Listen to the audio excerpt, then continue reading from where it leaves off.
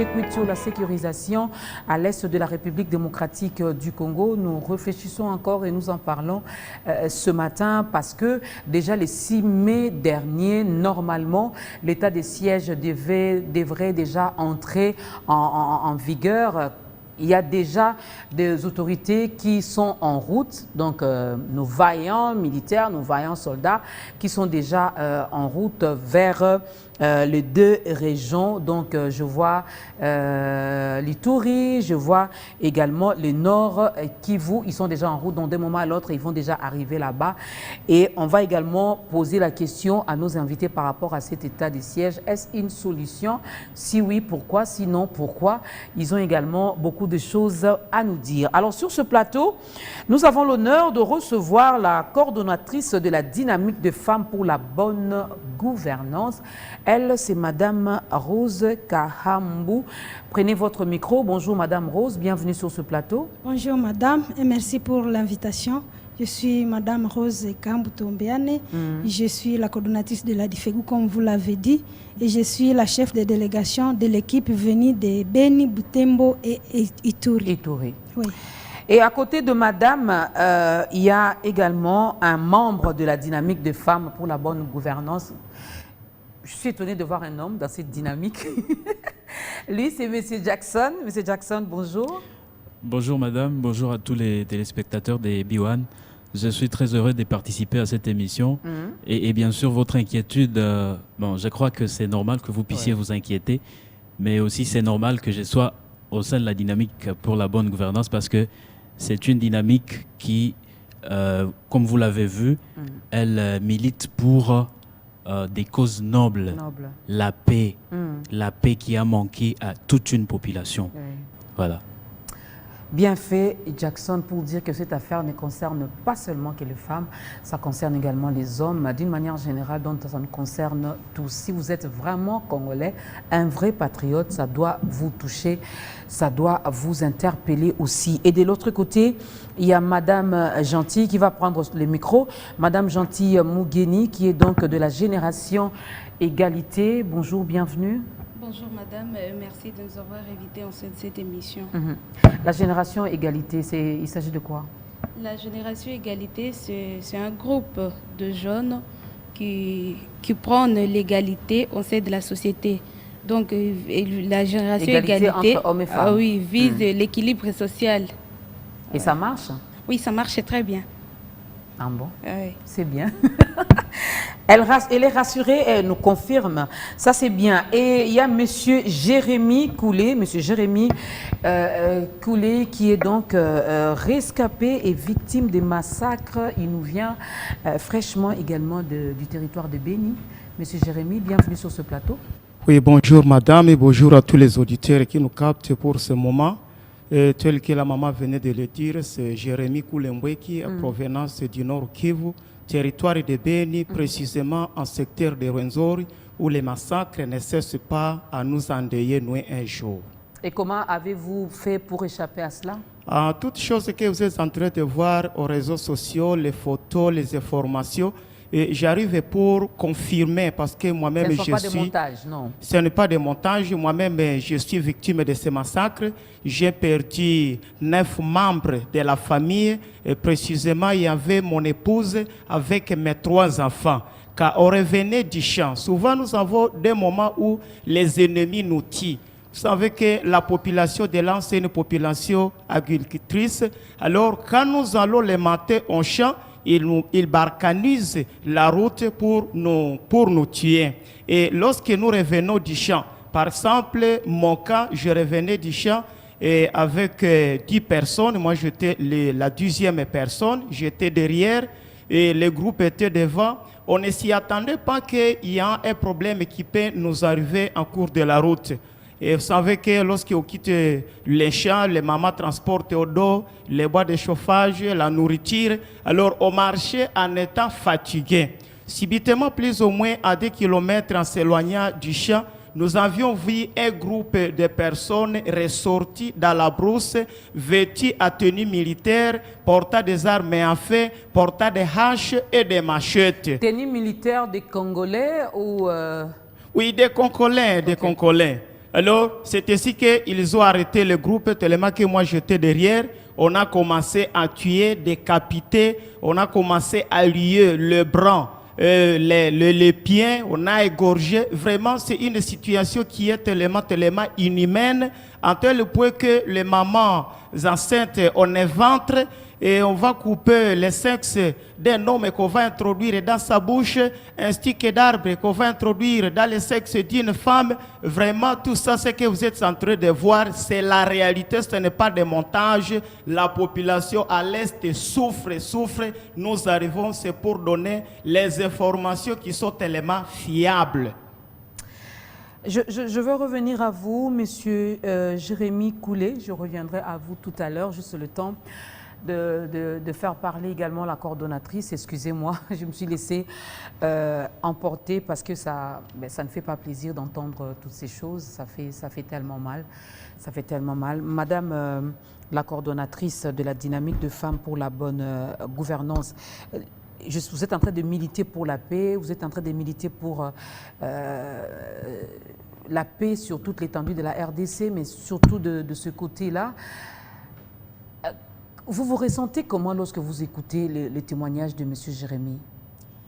Bon, en fait, on a des larmes aux yeux, même si un moment on peut... Rapprochez un peu le micro. Un moment on peut arriver à se contenir, mais c'est chaque jour que nous faisons couler des larmes parce que nous longeons dans un même endroit. Des fois, il lui arrive de pleurer lorsqu'il se rappelle de sa famille. Et que fait la dynamique par rapport à ça?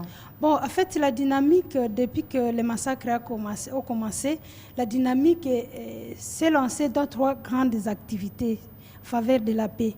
D'abord, du côté humanitaire, nous avons retrouvé Jérémy, c'est lorsque une équipe de la dynamique des femmes pour la bonne gouvernance se rendait sur le lieu pour essayer de voir, de combattre avec les orphelins des massacres, pour essayer de combattre avec le veuve. Parce que comme une organisation féminine, il fallait quand même aller apaiser ces enfants-là, combattre avec eux. Nous avons payé des frais scolaires et de cette année 2020-2021 à 50 élèves et veufs plutôt orphelins des massacres, c'est-à-dire les jeunes gens, les jeunes filles, les jeunes garçons qui ont perdu leurs parents décapités. Et dans ces massacres-là, nous leur avons payé les frais scolaires, nous avons soulagé en fait, et nous avons donné des habits. Et la dynamique n'est pas une ONG, la Difegu, mais c'est juste une plateforme locale qui est toujours proche de la population. Okay. Et tout ça, nous avons fait la mobilisation dans la population de Butembo, parce que c'est là où se situe le siège social. Et nous avons mené une campagne de mobilisation de fonds. GC Biwane nous a beaucoup aidé, soutenu dans cette campagne à travers votre correspondant Julien Vouya, que je salue à pensant.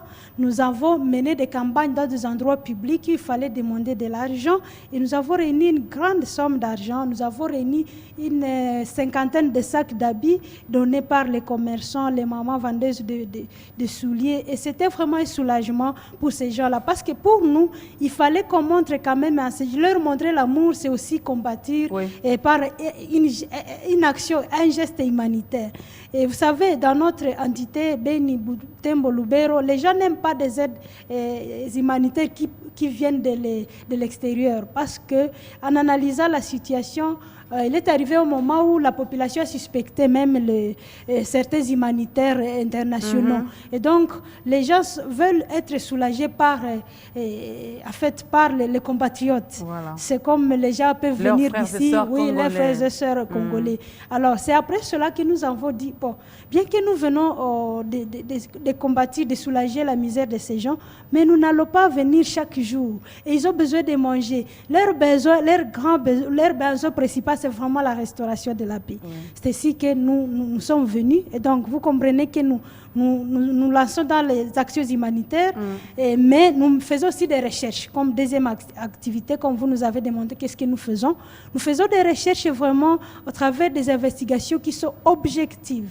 Et c'est grâce à ces investigations que nous sommes ici. Nous sommes venus parler de la question des massacres à toute objectivité, n'étant pas donc des hommes et des femmes politiques politique, ne nous intéressant pas seulement à la population, mais aussi en nous intéressant du côté des militaires, parce qu'il faut le dire, si nous comptons des milliers de personnes civiles mortes, décapitées, découpées à la machette par l'ennemi, mais nous comptons aussi beaucoup de militaires. Ce sont nos Congolais comme nous. Et donc nous déplorons aussi cela. C'est pourquoi nos investigations nous ont donné à avoir un document crédible et vraiment objectif, où nous avons répertorié ce qui peuvent être les causes de la persistance de ces massacres-là. Et nous avons aussi répertorié, nous avons écouté la population comme les militaires pour constituer aussi ce qui peuvent être une partie qui contient les pistes de solutions. Et vous avez suivi, nous avons été reçus par le chef de l'État, en des reprises d'ailleurs. La première fois, c'était par lui-même, lui seul. Et après, il a plu à lui de pouvoir inviter les autorités militaires de ce pays pour que nous puissions leur parler aussi de cette question-là. Et qu'est-ce que ça a donné? Donc, ce sont des plaidoyers, c'est la troisième action. Qu'est-ce que ça a donné? Nous voyons déjà, selon nous, nous pensons que le chef de l'État a compris notre message. Parce que nous avons effectivement les résultats de nos investigations, mais nous avions un seul message, qu'il considère la sécurité à Beni Ituri comme une priorité des priorités. C'était ça le message principal et de notre plaidoyer. Et d'un coup, quelques jours après, nous avons compris qu'il a commencé à prendre des mesures, des décisions. D'abord, il a reçu le président Kenya, avec qui on s'est accordé que les militaires, l'armée kenyane peuvent venir à RDC, surtout du côté de Beni, pour renforcer les forces armées de la République démocratique du Congo. C'était juste après ce plaidoyer-là. Et voilà, aujourd'hui, c'est l'état de siège qu'il a proclamé. Et pour nous, nous pensons que c'est vraiment parmi les grandes mesures que nous devons soutenir comme personne venue chercher la paix. Voilà, Madame la coordonnatrice Rose, on y reviendra. Vous allez nous donner également votre point de vue. Mais je vais faire parler aussi Monsieur Jackson, qui est membre au sein de cette dynamique de femmes pour la bonne gouvernance. Vous êtes encore jeune, la coordonnatrice a parlé. Monsieur Jérémy a partagé avec nous cette mauvaise expérience. Je vais les dire comme ça. C'est quoi ton rôle à toi d'abord, avant de parler d'une manière générale au sein de la dynamique, mais en tant que citoyen congolais, Jackson, qu'est-ce que tu apportes de concret au sein de la dynamique? En fait, ce que j'ai fait au sein de la dynamique est de militer ensemble avec ces femmes qui cherchent la bonne gouvernance, qui cherchent à ce que tous nous vivions dans un état où il y a cette bonne gouvernance-là qui nous manque depuis longtemps. Et en revenant maintenant à la préoccupation des papas Jérémy Mboueki, je vais pouvoir dire que ce qui se vit à Beni aujourd'hui, la situation que la population de Beni traverse aujourd'hui, la situation dont nous vous faisons part aujourd'hui, c'est une situation cruelle. On a en fait installé la peur et la cruauté dans la tête de la population. Vous avez vu, vous avez écouté comment il a dit, il revenait du champ et subitement, ils sont tombés dans un piège, dans une embuscade tendue par l'ennemi. Et que donc, chaque jour, ça fait maintenant 8 ans, on est en train d'aller vers la 8e année, ça fait maintenant 8 ans que les gens sont tués de cette façon-là, de cette façon cruelle. Et bon, il n'y a pas de solution. Vous imaginez, on égorge votre famille, on égorge votre femme, on égorge votre enfant, et quelle sera votre pensée? Est-ce que vous saurez résister mentalement à cette cruauté-là? Et la plus grande question qu'on se pose, c'est quoi le mobile de cet assoiffé de sang? C'est quoi le mobile de ces personnes-là qui sont venues seulement pour tuer? Le mobile, c'est quoi? Et puis, s'il y a des populations qui retournent, qui reviennent sur les parties qui sont considérées comme un peu sécurisées, ces assoiffés de sang, ils reviennent pour les tuer. Ça signifie, on veut assez que cette population puisse fuir son milieu naturel. Et fuir son milieu naturel, pourquoi? Pour qu'il y ait quoi demain? Voilà autant de questions qu'on se pose. Et que donc, cela amène à penser que celui qui tue a béni, même si on ne sait pas bien donner son agenda, mais c'est quelqu'un qui tue pour faire fuir la population. En fait, il veut faire fuir la population pour qu'il y ait occupation des mains. Et c'est ça que nous avons vu comme le plus grand mobile. En fait, en revenant même sur les événements qui se passent à Béni, surtout la manière dont sont tués les gens, la manière dont les gens sont égorgés. Les gens sont égorgés. Parce que quand j'ai dit tuer, c'est... Bon, je crois que je minimise la façon dont ces gens-là sont égorgés. On peut tuer par fusil. Là, bon, on peut encore tolérer. On peut même tuer par la parole. Hein. On peut tuer par la parole, ça par le mot. Encore, oui. Là, bon, on peut dire, bon, ok. Mais c'est par le couteau, madame. C'est par des haches qu'on tue les gens. On prend une femme, on la décapite. Vous imaginez la scène? On tranche la gorge. Ça signifie que c'est avec une plus grande cruauté que nous devons tous nous mobiliser comme un seul homme. Et même les petits-enfants sont tués comme ça. Oui, même les petits-enfants. Des enfants qui n'ont rien à faire avec, je ne sais pas, ces assoiffés des sangs. Moi, je les appelle des assoiffés des sangs parce que, bon, en fait, quelqu'un de normal, quelqu'un qui est animé de bonne foi, ne peut pas faire autant à un enfant, autant à une femme, autant à un homme. Pourtant, à un humain qui n'a rien comme problème, qui n'a même rien comme difficulté, qui dépend uniquement de son champ. Uniquement de son champ. Il n'a pas besoin de faire la politique. Il n'a pas besoin de faire souvent, autre chose à part son champ. Ils ne s'intéressent même pas à ce qui se passe sur le plan politique. Voilà. Ils s'occupent de leur vie quotidienne. Donc, je vais me lever le matin, je vais travailler, je vais nourrir ma famille, scolariser mes enfants, et puis ça s'arrête là. Voilà. Et que donc, ce que je dis, est que tous ensemble, nous puissions regarder dans une seule direction pour emboîter les pas à la dynamique des femmes pour la bonne gouvernance que coordonne Madame Rose Tuombeane. Moi, je pense que c'est une question qui mérite vraiment la participation de tout le monde. Parce que quand nous sommes même venus ici, c'était pour la mobilisation nationale. En fait, nous avons compris qu'il y a des gens qui banalisent la situation ici. Il y a des gens qui continuent à penser qu'à Béni, à Butembo, à Lubero, les gens s'entretuent. Mais comment un homme peut prendre sa femme et l'égorger lui-même? Vous sentez ce que ça donne quand quelqu'un dit que là, il s'entretue. Hein? Et puis bon, le message passe, mais bon, personne ne réagit. Il y a des gens qui sont tués, bon. On dit ça les concerne, ça ne nous concerne pas. Bon, ce qui se passe à l'Est, bon, ça concerne les gens de l'Est. Bon, en fait, c'est pour une mobilisation nationale que tous ensemble, nous puissions mettre la main à la pâte, en fait, que cette situation finisse. En fait, c'est une situation qui a duré, et je crois que même le temps est passé pour que nous puissions ensemble tous nous lever comme un seul homme pour dire non à ces violences, pour dire non à ces génocides qui se passent à Béni. Non à l'insécurité, les habitants du Nord Kivu, les habitants de l'Ituri, ils ont droit à la vie, ils ont droit à la paix, ils ont droit à tout ce que nous avons droit ici à Kinshasa, pour ceux qui sont au Congo central, dans les Bandundu, et j'en passe, nous avons tous droit. Et le Congo nous appartient, n'est-ce pas? Alors, avant de revenir à Madame Rosa, Madame Gentil, qui est gentille également de la génération Égalité, prenez le micro. Alors, vous venez d'entendre Madame Rose, le jeune Jackson, Monsieur Jérémy. Vous militez pour qu'il y ait égalité entre hommes et femmes. Et c'est quoi le rôle que vous jouez en ce qui concerne l'insécurité qui règne à l'est de la RDC? C'est quoi votre rapport? Nous, comme Génération Égalité, nous militons pour qu'il y ait égalité entre hommes et femmes. Et nous sommes en train d'observer ce qui se passe à Béni.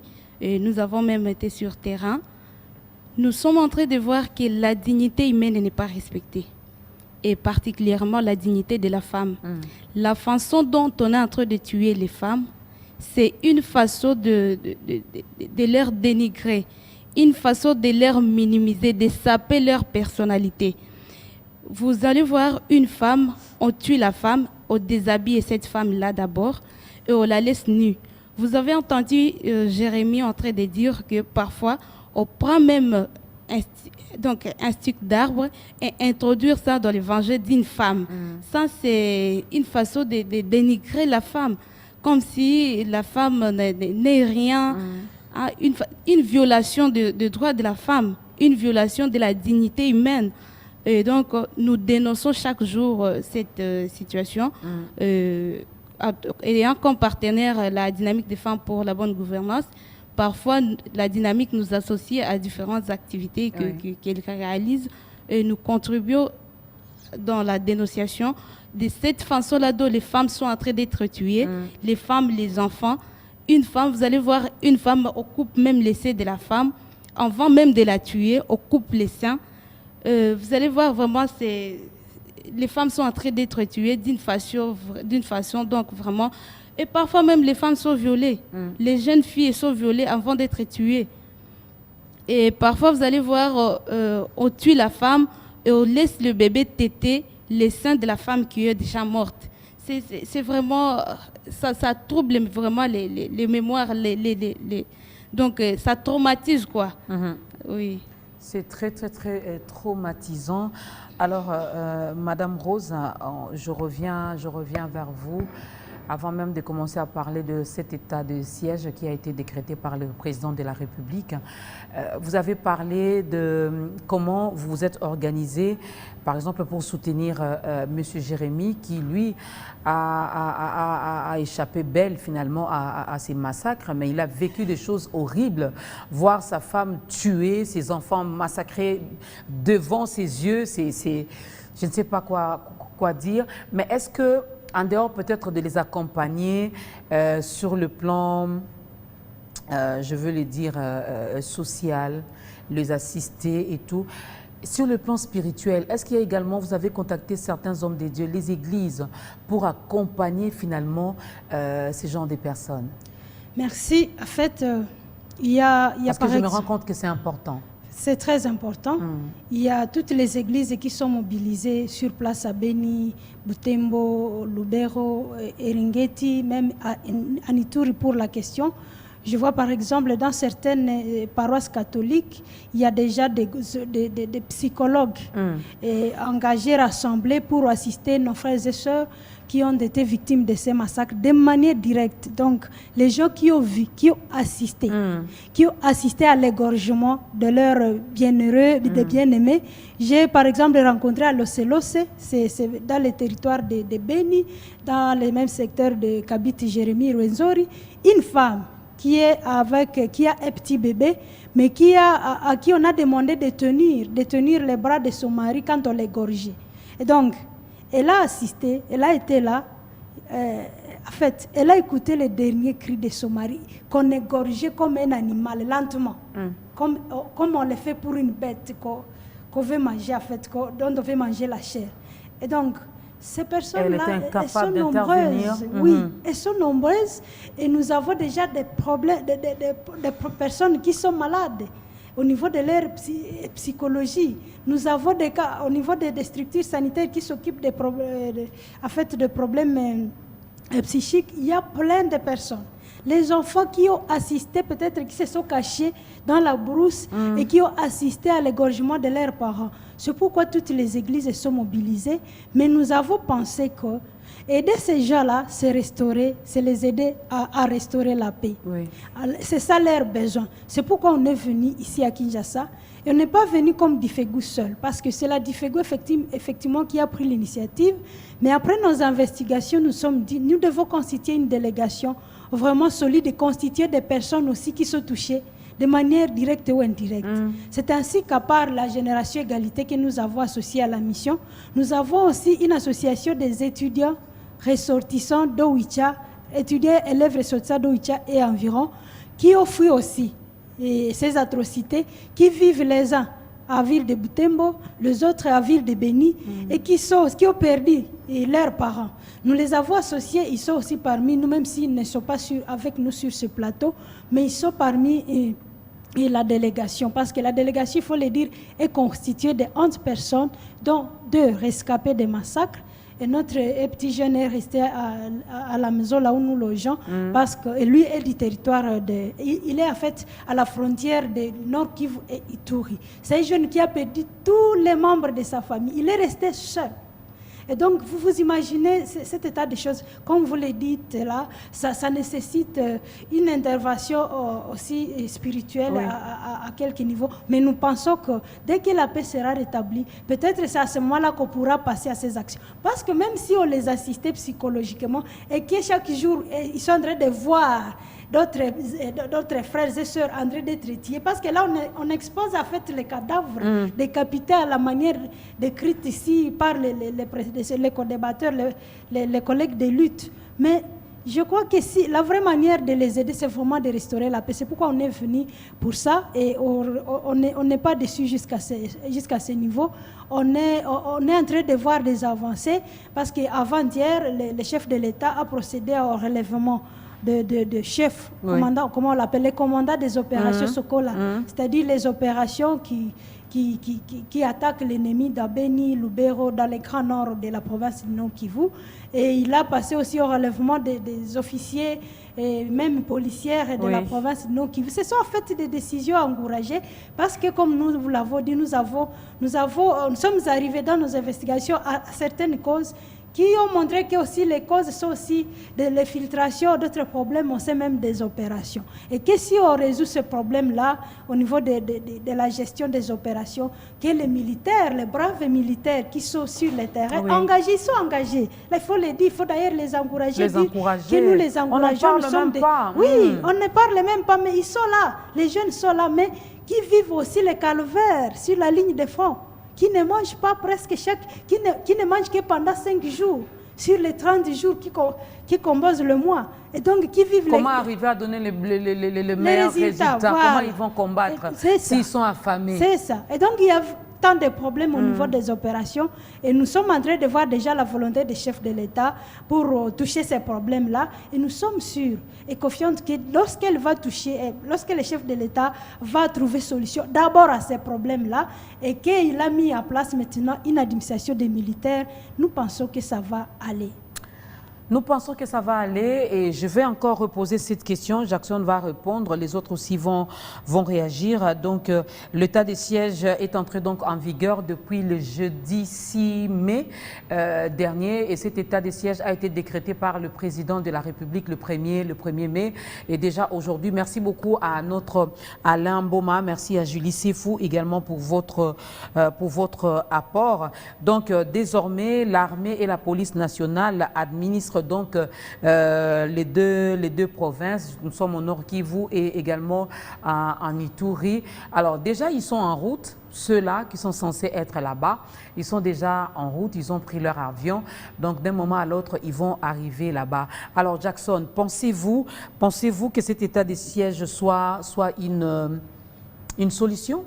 Si oui, pourquoi? Sinon, pourquoi? Oui, nous pensons que cette mesure urgente, prise par le président de la République pour que solution soit trouvée à cette difficulté sécuritaire des Béni, nous pensons que nous sommes parmi les optimistes que cette manière pour le président, que cette manière de vouloir résoudre ces problèmes sécuritaires pourra nous amener à la situation de paix que nous recherchons depuis longtemps.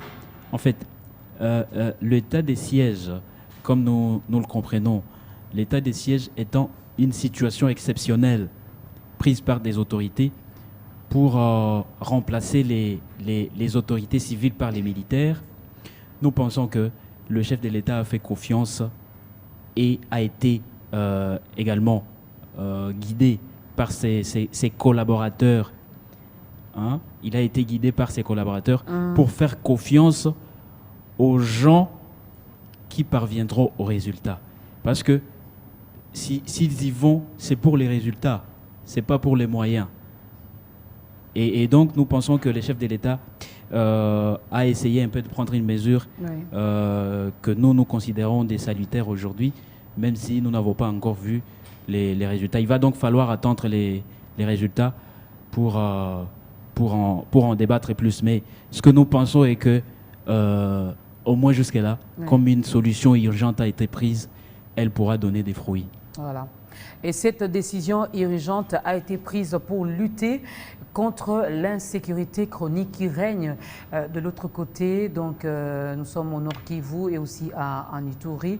Et c'est une bonne décision, comme l'a dit Jackson. Nous osons croire que ça va donner des résultats meilleurs. Alors, Monsieur Jérémy, vous êtes Congolais. Vous êtes Congolais, vous avez vécu ce que vous avez vécu. Vraiment que le Seigneur vous vienne en aide. Pensez-vous que cette décision d'état de siège est une bonne solution? Effectivement, merci d'abord pour la consolation morale. Et la décision prise par le chef de l'État, nous en avons confiance. Parce que nous, notre souci est de remettre la paix dans cette entité. Même si nous sommes en train de crier, on donne des rapports, mais on les méfie, c'est inutile. C'est pourquoi nous demandons à toute personne qui peut soutenir aussi, qui peut donner aussi en cœur, afin que la paix revienne dans ces deux provinces. Vraiment, c'est à chanter. Oui. Parce que nous louons grandement la décision prise par le chef de l'État. Nous savons que ça va marcher et nous allons revenir à nos différentes activités. Voilà. L'insécurité doit prendre fin, la sécurité doit prendre place, mesdames et messieurs. La sécurité et la paix, c'est ce que nous avons vraiment besoin, du moins la population du Nord Kivu et aussi de l'Ituri, donc de l'Est de la République démocratique du Congo. On va revenir sur cette question.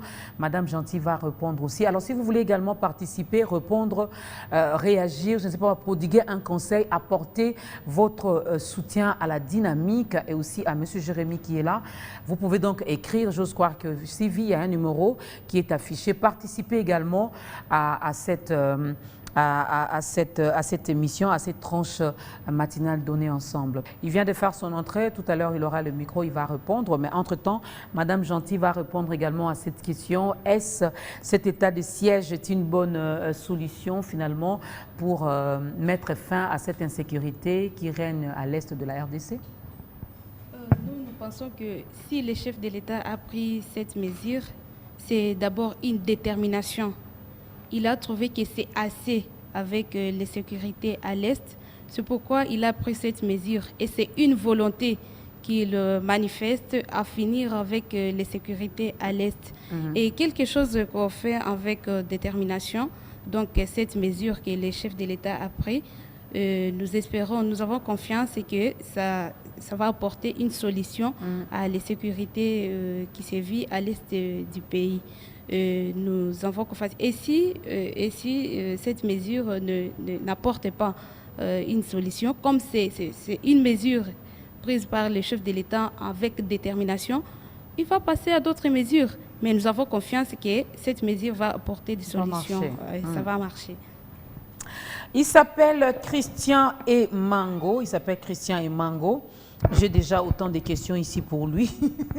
Ça va, Christian? Excellent lundi à toi. Merci beaucoup, Dorcas Kapinga. Très content de me retrouver encore sur ce plateau, quoique le sujet pince quand même. Ouais. Mais nous sommes là. Tu as raté le témoignage de M. Jérémy qui, lui, a vraiment vécu ce massacre comme ça. Il revenait du champ avec sa femme et ses enfants. Il a vu comment on a tué sa femme, ses enfants devant lui.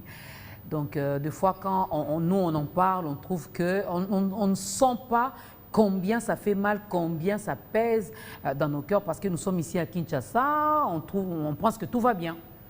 Tout va bien, mais lorsqu'il a parlé de tout son cœur, je me suis mis à sa place, j'ai dit que mais c'est pas facile, c'est pas facile. Alors, Christian et Mango, brièvement, en quelques mots, si nous te posons la question de savoir si tu dois expliquer, définir un état de siège en 2-3 mots, qu'est-ce que tu diras à ce Congolais qui n'a pas compris tout ce que le président de la République avait dit? Ce que le président de la République a dit, c'est en 2-3 mots, c'est une situation d'exception. Situation d'exception. Cela veut dire que normalement, on devait attendre, suivre certaines procédures pour répondre face à la situation de la guerre qui se passe à l'est du pays. Mais nous n'allons pas suivre ces procédures-là, nous allons les sauter, si on peut s'exprimer ainsi. Voilà pourquoi, au lieu d'attendre qu'un gouverneur puisse prendre des précautions pour réagir, au lieu d'attendre que le ministre de la Défense ou de l'Intérieur puisse passer d'abord par le Parlement, prendre certaines autorisations, etc., nous allons réagir directement.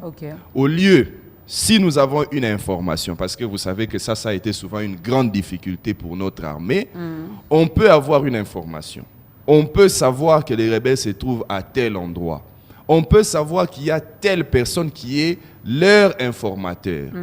Mais nous ne savons pas aller l'arrêter parce que nous devons attendre que, dans les cadres d'un état de droit, réunir un certain nombre de preuves, les présenter devant un magistrat, ouvrir un procès, ça prend du temps.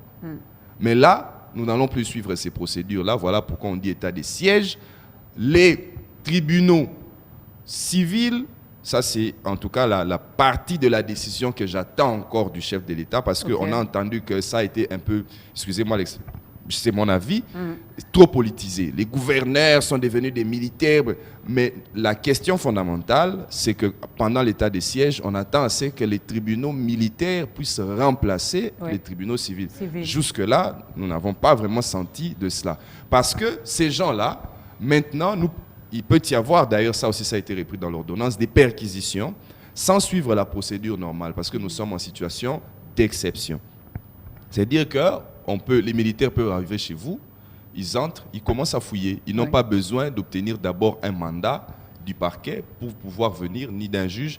Ils arrivent, ils se mettent à fouiller et ils sortent. Si ils ont des indices sérieux que vous pouvez être mêlé à tel ou tel autre groupe armé, on peut même vous arrêter d'office et vous juger sur le champ devant des juridictions militaires et non des juridictions civiles, parce que les procédures pourraient être élastiques. Mais ici, on les a écourtées. C'est un peu ce qu'il faut retenir brièvement de l'état de siège. Donc, le président de la République est resté dans la loi. Bon, juridiquement parlant, c'est au président de la République la compétence de pouvoir proclamer l'état de siège. Le reste, c'est la loi d'application. Il y a un député, je crois Bertin Moubondi, qui a déposé une loi d'application quant à ce.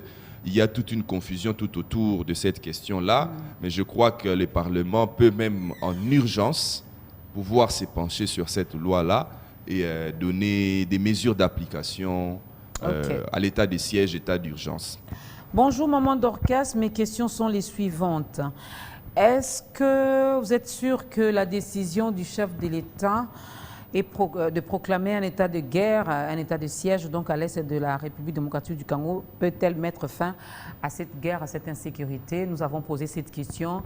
Jackson a répondu, Madame Gentil a répondu, Monsieur Jérémy, même qui était avec nous sur ce plateau, a répondu également à cette question. Donc, vu l'urgence, c'est la meilleure des propositions qu'il a pu donner. Donc, nous attendons les résultats. Croyons que cela va donner un bon résultat. Alors, les gouverneurs civils qui travaillaient, vont-ils continuer à recevoir leur rémunération? Monsieur Ozembo, depuis la commune de Matete. Christian Emango. Tout à fait. L'ordonnance proclamant l'état de siège l'avait déjà repris.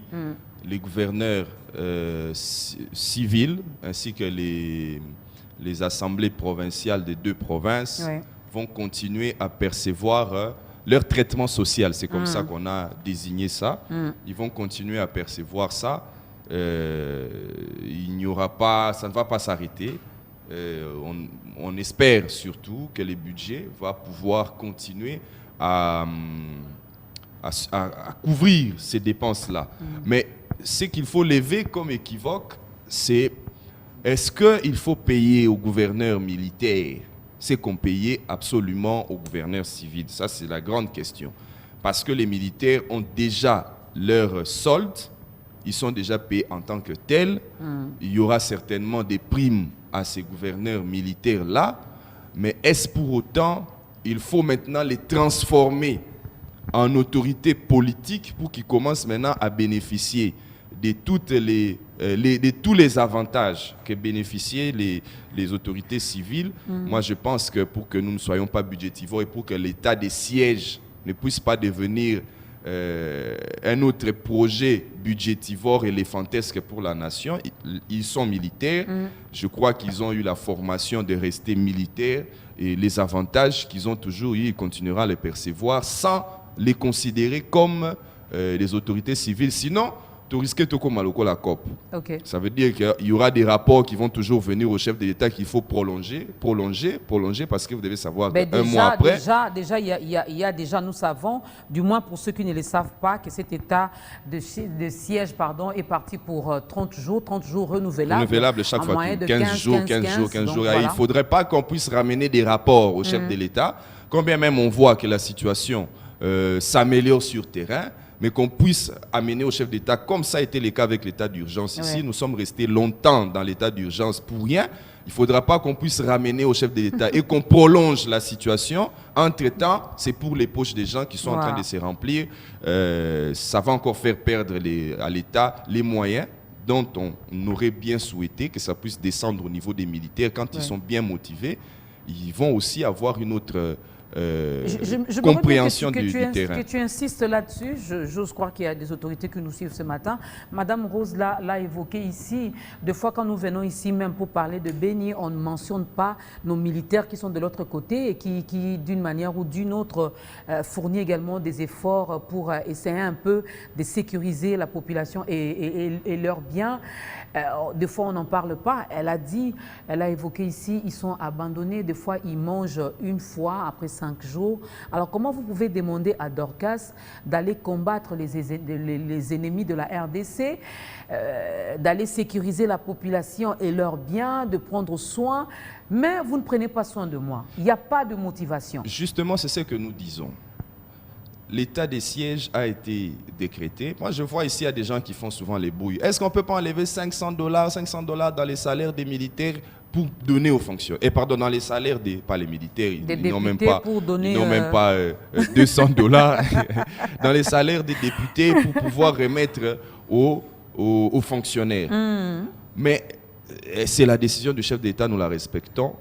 Cet argent qui devra aller aux autorités civiles, pendant qu'ils sont neutralisés, pourquoi ne pas reverser ça aux militaires? Ça aurait été une bonne idée. Est-ce qu'il faut encore, pendant qu'ils sont off, ils ne travaillent pas?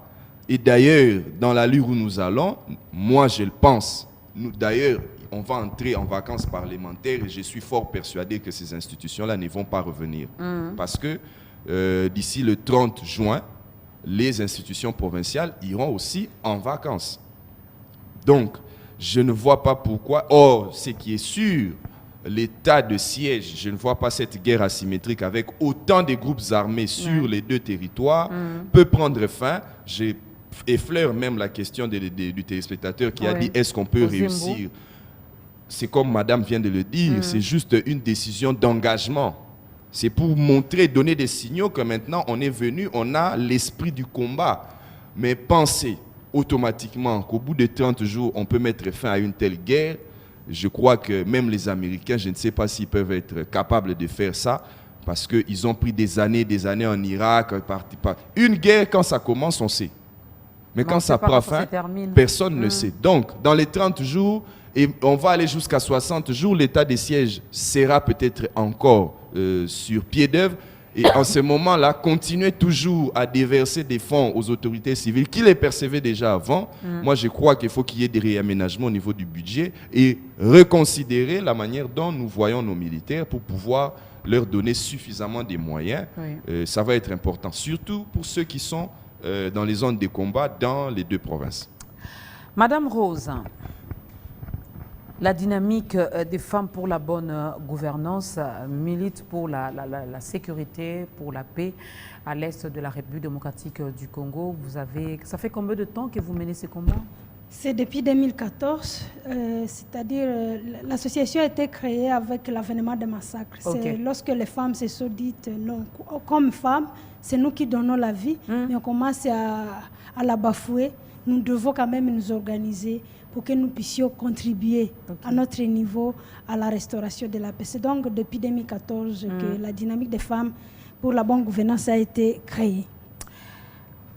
Vraiment, moi je demande à Dieu ce matin de vous bénir, de vous donner la force de continuer.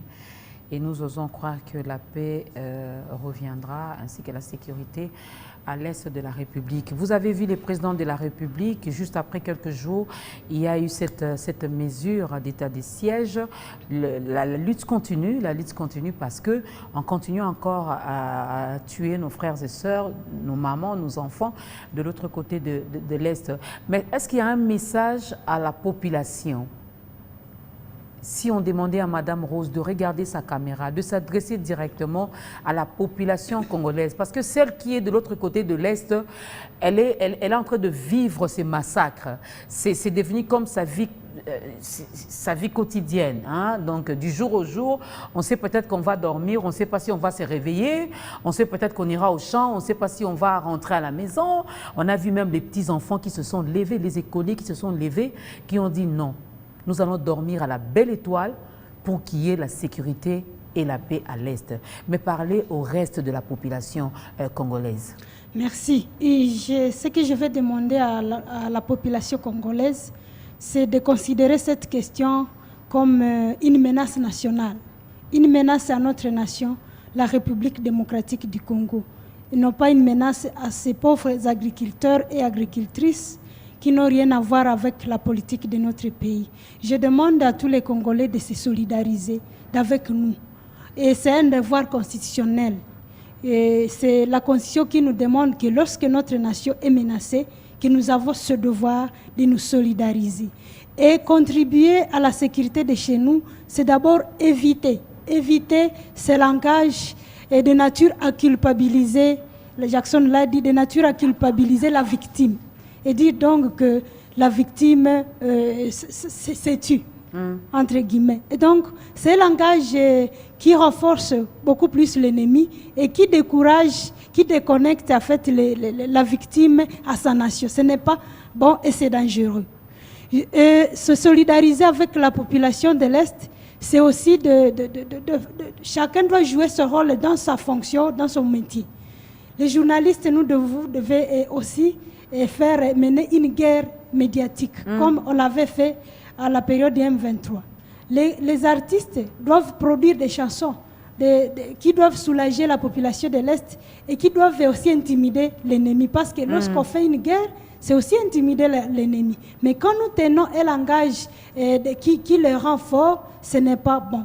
Et soutenir la population congolaise, c'est aussi surveiller les frontières, même si nous ne sommes pas de ces services-là. Parce que quand nous avons mené les investigations, nous avons constaté et fait que la porosité de nos frontières serait aussi à la base de ces massacres-là.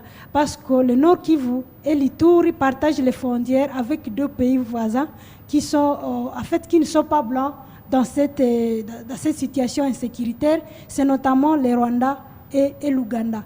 Et donc, nous pouvons nous unir. Je crois que c'est d'ailleurs la décision que nous devons soutenir. C'est ça même le dernier message. Soutenons cette décision de l'état de siège et parce que ça peut nous aider. Il y avait tant de problèmes parmi les causes. Et la porosité des frontières qui n'était pas attaquée ou alors la DGM qui n'est pas service militaire nécessairement, qui devrait peut-être jouer un rôle important, ne jouait pas ce rôle-là et courait beaucoup plus derrière la région. Et donc, nous pensons que quand les militaires prennent le pouvoir au niveau des provinces, avec leur stratégie, avec leur expérience, ils pourront jouer, ils pourront mettre en place toutes les stratégies et nous avons le devoir de les soutenir. C'est ça même la dernière recommandation. Soutenons l'armée parce que l'armée, c'est comme, en fait, la guerre, c'est comme le match. Lorsque les gens qui sont sur le terrain, le football, ce sont nos militaires, se sentent soutenus par comment on les appelle à football, des supporters. Devenons des supporters à notre armée, parce que si Mamadou Derez Mémoire avait gagné la guerre contre le M23, c'était grâce au soutien vraiment de nous, populations. Nous avions soutenu vraiment à 100% notre armée. Ne voyons pas seulement leurs faiblesses, bien sûr, dénonçons ce qui ne marche pas de leur côté, mais soutenons notre armée, surtout à cette période d'état de siège. Nous pensons que si nous soutenons, l'armée va collaborer, nous-mêmes nous allons collaborer et que ça sera une grande force contre l'ennemi. Merci beaucoup, Madame Rose, Madame Gentil. Après vous, ça sera Monsieur Jackson. Qu'est-ce que vous pouvez demander à la population congolaise? Oui, à la population congolaise, nous demandons d'abord, vous avez vu que c'est un engagement de la part du chef de l'État et cet engagement ne réussira qu'avec le soutien de la population. Si la population passe le contraire ou si la population n'est pas d'accord ou si la population ne soutient pas cet engagement, nous pensons que ça ne pourra pas réussir. Et donc, chacun doit apporter une contribution pour qu'il y ait restauration de la paix à l'est de la RDC. Soutenons cet engagement du chef de l'État qu'il a pris parce qu'il a trouvé aussi que c'est assez. Et c'est pour cela que nous pensons que cette mesure va apporter une solution. Et donc, chacun à son niveau doit soutenir, doit apporter sa contribution pour qu'il y ait restauration de la paix chez nous. Qui est restauration de la paix sur la RDC, M. Jackson? Pour cette décision courageuse prise par le président de la République, Madame, nous disons d'abord merci pour cette volonté du chef de l'État. Le second message que je vais donner est celui d'une mobilisation nationale. Que nous puissions considérer la question de l'Est comme nous concernant nous tous, Quinoises, Quinois, Kassaïens, Nord-Kivusiens, Sud-Kivusiens, que tous nous puissions nous liguer comme un seul homme, comme une seule femme, pour que cette situation qui a perduré puisse prendre fin. Et accompagner, bien sûr, cette décision prise par les autorités de notre pays. Vous pouvez le faire en lingala rapidement, juste tout ce que vous venez de dire là, mais en lingala. Bon, en lingala, je parlais lingala, bon, un peu de l'Est, l'essentiel est que le message passe. Un peu décousu, mais bon, mais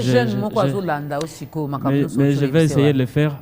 Tolingi tolobana bandeko yo bazolanda biso que toye na kisasa biso batu ya difegu toye awa na kisasa pona kolakisa biso oyo tozo mona lokola pasi oyo tozo mona kuna na Est na Nord Kivu et tolingi tolobana bandeko yo bazolanda biso que esengeli tosala oyo tobengaka mobilisation nationale pour ensemble to parvenir na situation oyo ya paix na mboka na biso ya RDC.